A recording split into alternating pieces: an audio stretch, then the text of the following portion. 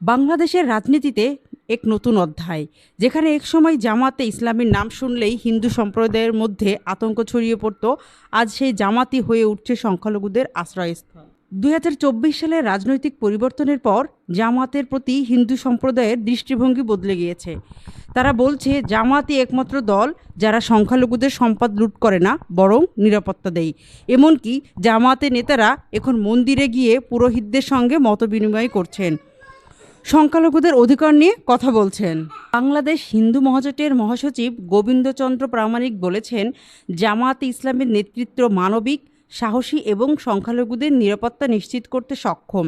তিনি আরও বলেন, জামাতে অংশগ্রহণ করলেই জীবন ধন্য হয়ে যায়। এবার চলুন জামাতের অমুসলিম শাখা নিয়ে জেনে আসি।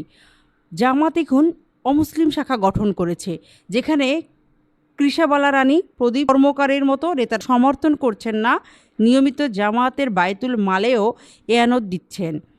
এই শাখার মাধ্যমে বাংলাদেশ হিন্দুদের মধ্যে নেতৃত্ব তৈরি করেছে, যা আগে কখনোই দেখা যায়নি।